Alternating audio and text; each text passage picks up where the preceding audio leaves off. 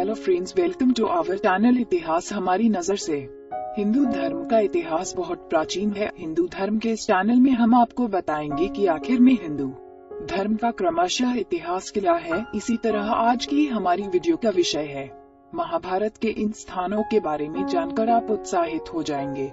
आपने महाभारत देखी होगी और उसमें कई जगह को दिखाया भी गया है एवं महाभारत को पंचम वेद भी कहा जाता है। महाभारत दुनिया का सबसे बड़ा ग्रंथ है जिसमें सैकड़ों पात्र, कथाएं, विचित्रता तथा भौगोलिक, राजनैतिक, आर्थिक, सामाजिक घटनाएं भी निहित है। करीब 5200 साल पुरानी महाभारत की इस कथा को देखने और सुनने में आज भी लोगों को काफी रोमांचित करती रहती है। इसी से संबंधित कुछ ऐसे स्थान हम आपको बताने जा रहे हैं जिनके बारे में आपने कहीं नहीं सुना होगा। उन स्थानों के बारे में जो महाभारत से जुड़े हुए हैं। 1.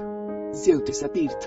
कुरुक्षेत्र हरियाणा के कुरुक्षेत्र शहर से 6 किलोमीटर दूर ज्योतिष तीर्थ वह स्थान है जहां पर भगवान कृष्ण ने अर्जुन को एक मुंह होने पर गीता का संदेश दिया था और जिस वटवृक्ष के नीचे भगवान कृष्ण ने गीता का संदेश दिया था वह वटवृक्ष 5000 वर्षों से आज वहीं पर खड़ा है। आज भी यहाँ का पूरा क्षेत्र पर्यटकों के लिए आकर्षण का केंद्र है। यहाँ पर महाभारत काल से जुड़ी हुई और भी कई कलाकृतियाँ, शिलालेख और अन्य प्रमाण हैं। 2. हस्तिनापुर। मेरठ। उत्तर प्रदेश के मेरठ शहर में स्थित हस्तिनापुर महाभारत के वक्त का एक चर्चित स्थान रहा है। कुरुवंश की राजधानी हस्तिनापुर में ही थी और इसी हस्तिनापुर में कौरवों और पांडवों का भी बचपन गुजरा था, जो बाद में द्वेष में बढ़ता रहा और अंत में महाभारत का युद्ध हुआ था। कुरुवंश का साम्राज्य उस वक्त बहुत ज्यादा विस्तृत था, जो पूरे आर्यावर्त में सबसे शक्तिशाली साम्राज्य था। 3.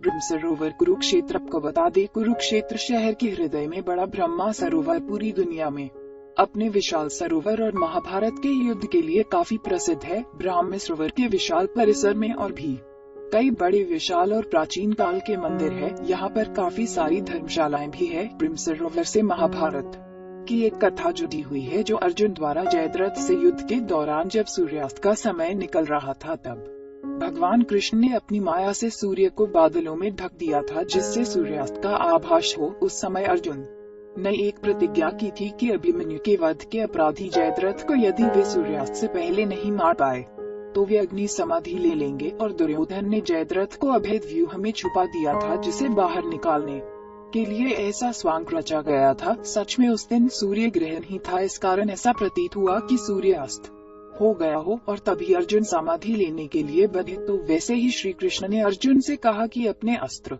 साथ लेकर समाधि लो। जैसे ही अर्जुन चिता के पास पहुँचे, श्री कृष्ण ने अपने माया का प्रभाव हटा लिया और तभी जयद्रथ श्री गुप्त जगह से बाहर आ गया था। उसे देखकर श्री कृष्ण ने कहा, हे अर्जुन, वह देखो, सूर्य अस्त नहीं हुआ है। जयद्रथ, श्री तुम्हारे सामने है, इस कारण आप बाण चलाओ और उसका वध कर दो। अर्जुन ने उसी क्षण अपने गांडीव से बाण चलाया और जयद्रथ का सिर धड़ से अलग कर दिया। 4. इंद्रप्रस्थ। दिल्ली। इसी तरह भारत की राजधानी दिल्ली का पुराना नाम इंद्रप्रस्थ है और यह नगर पांडवों द्वारा बसाया गया था। दिल्ली को यह नाम क्षत्रिय राजा दिलीप सिंह ढिल्लों के द्वारा मिला था। उससे पहले इसका नाम खांडवप्रस्थ था, जो एक निर्जन और बंजर क्षेत्र था। पांडवों ने जब कौरवों से विवाद सुलझाने के लिए एक नई राजधानी के लिए भूमि मांगी थी तो उन्हें यह निर्जन क्षेत्र मिला था, लेकिन पांडवों ने इसे संसार का सबसे भव्य नगर के रूप में बना दिया था, जिसका भव्यता का वर्णन महाभारत में है। यह दिल्ली का पुराना किला पांडवों के समय का ही है, जो पांडवों द्वारा निर्मित है। कुछ वक्त पहले दिल्ली मेट्रो जामा मस्जिद के पास खुदाई में एक दीवार मिली थी जो कि पांडवकालीन थी, पर उस पर आसपास के लोगों ने दूसरे धार्मिक स्थल में बदल दिया था। आज भी प्रगति मैदान के समीप के क्षेत्र को इंद्रप्रस्थ कहा जाता है। हम उम्मीद करते हैं कि आपको इस चैनल के माध्यम से रोचक जानकारियां दे सके। आप अपने सुझाव हमें कमेंट में भेजिए और अगर आप किसी कहानी या तथ्य के बारे में जानकारी चाहते हैं तो वो भी हमें कमेंट बॉक्स में भेजिए और हमारे चैनल को सब्सक्राइब करें। धन्यवाद।